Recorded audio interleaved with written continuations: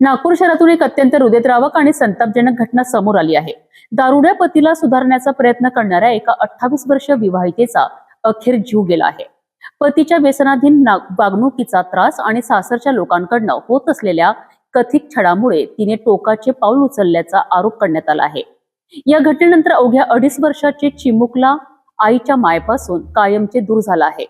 पाहूया हा संपूर्ण रिपोर्ट। नागपूरच्या हुडकेश्वर पोलीस ठाण्याच्या हद्दीतील अंबिका लेआउट परिसरात राहणाऱ्या अंकिता नितीन डांगसे या 28 वर्षीय विवाहित महिलेने कौटुंबिक कलहाला कंटाळून गळफास घेतल्याची घटना घडली। गंभीर अवस्थेत तिला रुग्णालयात दाखल करण्यात आले होते, मात्र उपचार सुरू असताना शुक्रवारी दुपारी मेडिकल रुग्णालयात तिचा मृत्यू झाला। मृत महिलेच्या नातेवाईकांनी पती नितीन डांगसे आणि सासू पार्वताबाई डांगसे यांच्यावर मानसिक आणि शारीरिक छळाचे गंभीर आरोप केले आहेत। दारूच्या व्यसनामुळे पतीकडून सतत त्रास दिला जात असल्याचेही समोर आले आहे। या प्रकरणी हुडकेश्वर पोलिसांनी आत्महत्येस प्रवृत्त केल्याप्रकरणी गुन्हा दाखल केला असून आरोपी पतीला अटक करण्यात आली आहे।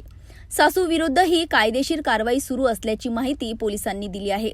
या संपूर्ण घटनेतील सर्वात वेदनादायक बाब म्हणजे अंकिताच्या मृत्यूनंतर तिच्या मागे अवघ्या 2.5 वर्षाचे एक लहान मूल पोरगे झाले आहे।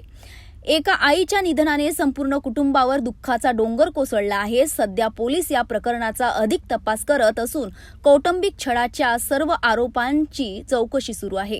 पोलीस स्टेशन हुडकेश्वर येथे फिर्यादी सुनील मंगल पेदुलवार वय 58 वर्ष राहणार हुडकेश्वर यांनी कंप्लेंट दिली की त्यांची जी मुलगी होती अंकिता नितीन डांगसे वय 28 वर्ष राहणार Ambika layout outer ring road Hudkeshwar Khurd या मुलीनी त्यांच्या मुलीनी तिचे पती जे आहे नितीन नामदेवराव डांगसे वय 34 वर्ष व त्यांची आई नितीन डांगसेची आई पार्वताबाई नामदेवराव डांगसे वय 60 वर्ष यांच्या त्रासाला कंटाळून आत्महत्या गळफास लावून आत्महत्या केलेली आहे। अशा तक्रारीवरून आम्ही त्यांची तक्रार घेतली आणि गुन्हा दाखल केलेला आहे। आरोपी आपल्या अटकेत आहे।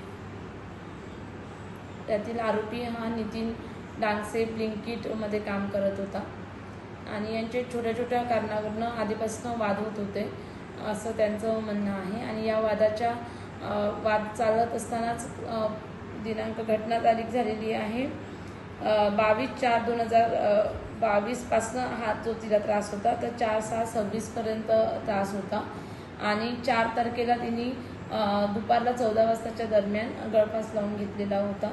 आणि जेव्हा ती गळफास लावून घेतला तेव्हा तिच्या पतीला संशय आला। दार उघडून तोडून बघितलं असता ती गळफास लावलेल्या अवस्थेत दिसली। तिला लगेच काढून हॉस्पिटलाइज करण्यात आलं, परंतु तिथे ती कोमात गेलेली होती।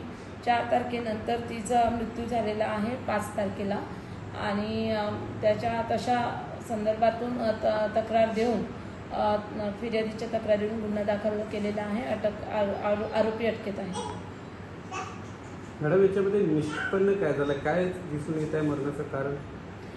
यांचे छोट्या छोट्या कारणावरून वाद व्हायचे। हा दारू पीत होता नवरा आणि त्या 2 म्हणजे 4 वर्षाच्या लग्न काळामध्ये तिला कामं करण्याच्या किंवा पैशाचा वाद या छोट्या मोठ्या गोष्टीवरून या दोघांचे वाद होत होते।